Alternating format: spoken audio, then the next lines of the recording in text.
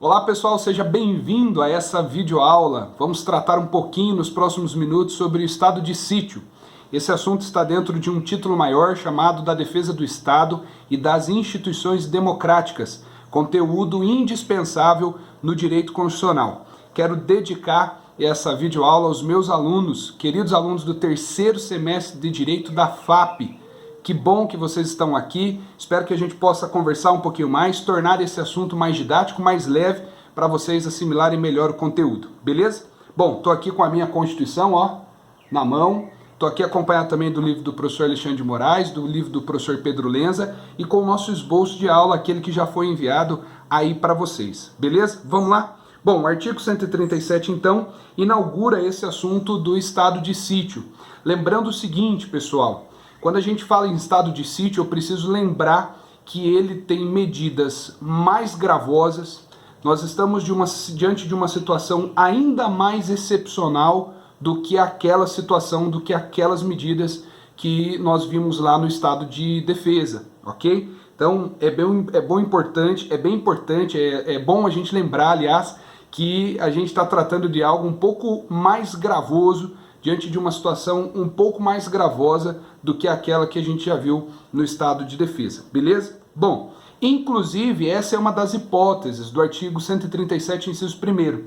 Em não funcionando aquelas medidas que foram adotadas durante o estado de defesa, as medidas poderão continuar sendo adotadas através da decretação do estado de sítio, ok? É o que diz o inciso 1º. Comoção grave de repercussão nacional ou ocorrência de fatos que comprovem a ineficácia de medida tomada durante o estado de defesa.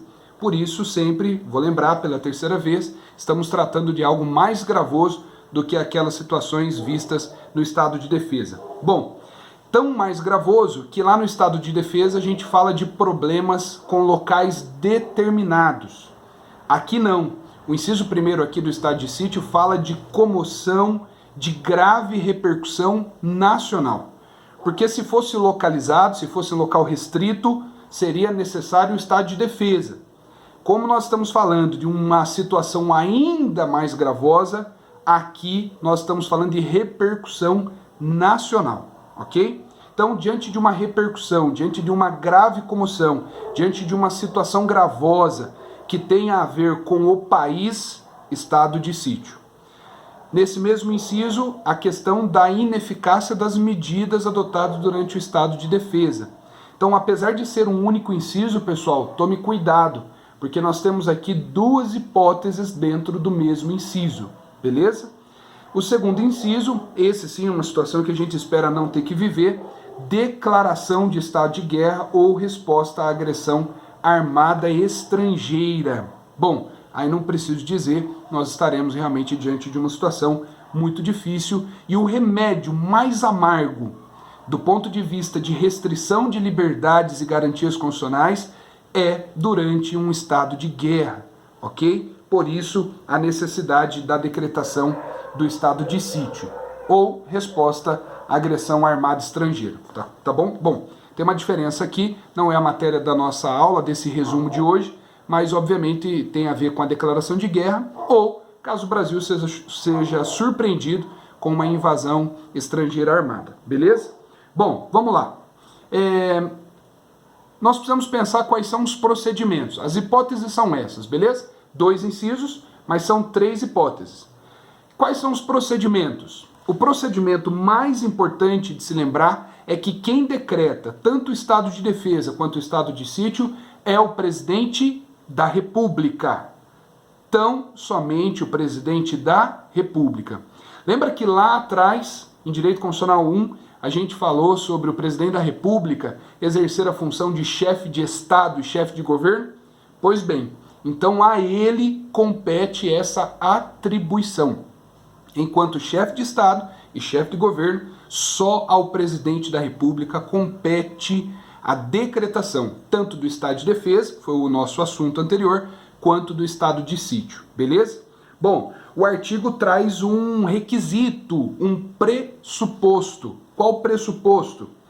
Ouvidos o Conselho da República e o Conselho de Defesa Nacional. São 2 conselhos que estão descritos, estão previstos aqui na Constituição. Nós não tratamos dele nesse momento, mas é importante que você dê uma olhada onde fala sobre esses 2 conselhos, e ele precisa ouvir esses conselhos que tem lá presidente da Câmara, presidente do Senado, membro do Judiciário, membro das Forças Armadas. Ele vai ouvir esses 2 conselhos, e eu estou falando de ouvir, não estou falando de acatar. Ele vai ouvir a recomendação, o conselho dessas pessoas, mas não necessariamente está obrigado a acatar, beleza? Então ele vai perguntar o que esse conselho tem a dizer, esse conselho vai emitir um parecer, e aí sim o presidente vai tomar a sua decisão, que pode ser no sentido de acompanhar o que os 2 conselhos disseram, ou no sentido de não concordar com esses conselhos, mas o presidente da República é quem vai tomar essa decisão final, beleza? Bom, uma outra coisa importante, e aqui é diferente do estado de defesa, preste atenção, é que aqui o presidente da República, olha o verbo, presta atenção no verbo, pessoal, para distinguir do estado de defesa. Aqui o verbo é solicitar. Solicitar ao Congresso Nacional autorização para decretar o estado de sítio, beleza? Então lá no estado de defesa é diferente, presta atenção, depois faça aí um quadro para você prestar atenção nessas diferenças, beleza? No estado de sítio, o que nós vamos ter é uma solicitação, portanto, prévia do presidente ao Congresso Nacional. O Congresso vai se manifestar por maioria absoluta, portanto, metade mais um dos seus integrantes, independente de qual seja o quórum do dia da votação, ok? Isso está lá no parágrafo único. O presidente da República, ao solicitar autorização para decretar o estado de sítio ou sua prorrogação, então pode ser prorrogado, relatará os motivos determinantes do pedido, devendo o Congresso Nacional decidir por maioria absoluta dos seus membros. Beleza? Bom, outra coisa importante, qual é a duração do estado de sítio, pessoal? Olha lá o que diz o estado de sítio. O estado de sítio, o prazo, o período não pode ser maior do que 30 dias. Está lá no parágrafo 1º do artigo 138. O estado de sítio, no caso do artigo 137, inciso 1º, não poderá ser decretado por mais de 30 dias, nem prorrogado de cada vez por prazo superior. Então presta atenção, pessoal. Lembra que eu falei que tem 3 hipóteses para a decretação do estado de sítio? Lembra? O inciso 1º traz as 2 primeiras.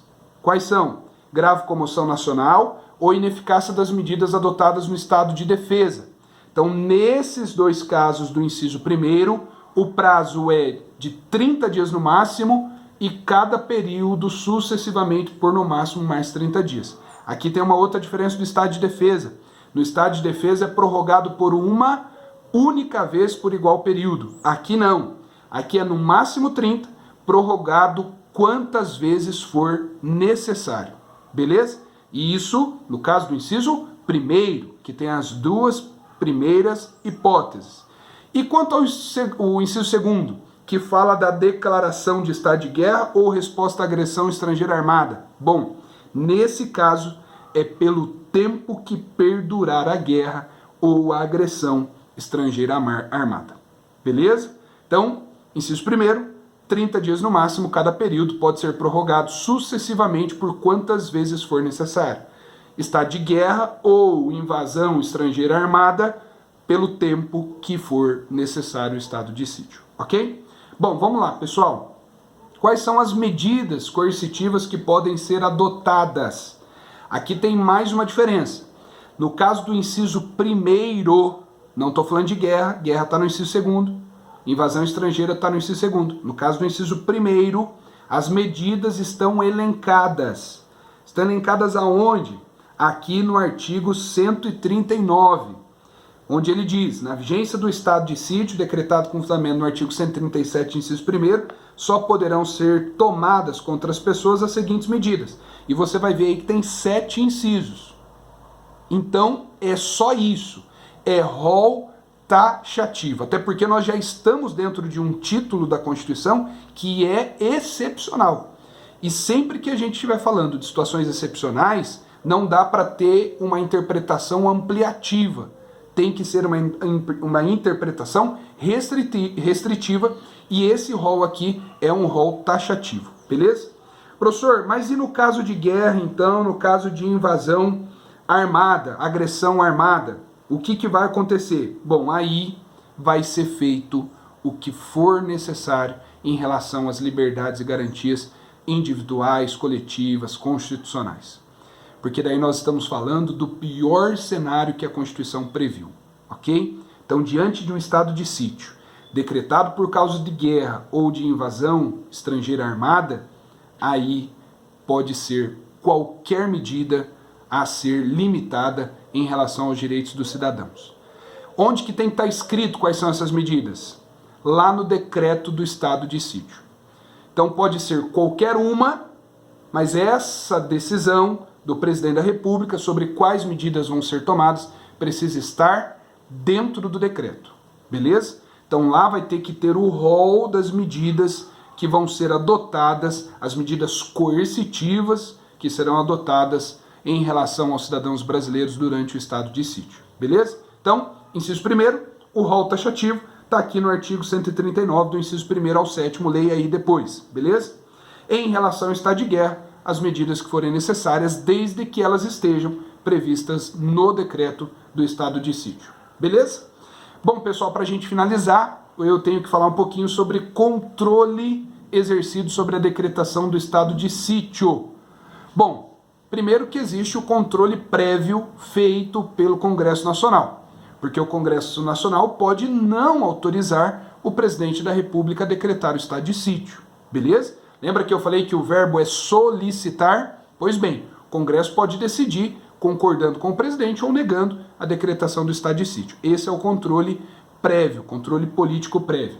O controle político sucessivo está lá no artigo 141, parágrafo único, e diz: logo que cesse o estado de defesa ou estado de sítio, então aqui vale para os dois, as medidas aplicadas em sua vigência serão relatadas pelo presidente da República em mensagem ao Congresso, constando o nome, o que aconteceu. Isso precisa ser bastante detalhado, porque nós estamos falando de medidas coercitivas durante o estado de sítio. Então, no controle político posterior, o Congresso tem que saber tudo o que foi feito em nome do decreto do estado de sítio, beleza? Tem o controle judiciário, controle jurisdicional, que acontece durante o estado de sítio. Porque durante o estado de sítio, o judiciário não para de funcionar. O legislativo não para de funcionar. Veja, nós não estamos falando de golpe nem de ditadura. Nós estamos falando de uma situação onde as instituições do país continuam funcionando, tanto o judiciário quanto o legislativo.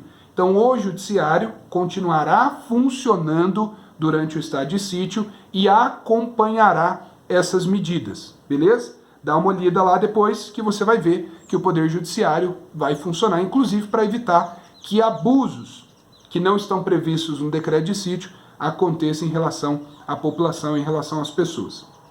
E tem também o controle do judiciário, controle jurisdicional sucessivo, que diz o seguinte, ó: cessado o estado de defesa ou estado de sítio, cessarão também seus efeitos, sem prejuízo ao controle do judiciário aqui, ó, sem prejuízo da responsabilidade pelos ilícitos cometidos por seus executores ou agentes, ok?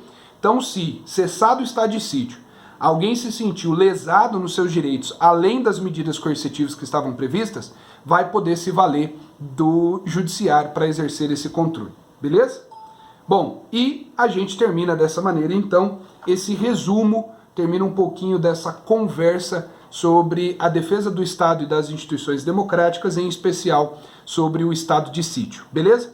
Alunos queridos do terceiro semestre, daqui uns dias nós estaremos falando desses assuntos pessoalmente também. Você que está assistindo essa videoaula e não é meu aluno, seja muito bem-vindo também. Espero que esse conteúdo possa ter te ajudado.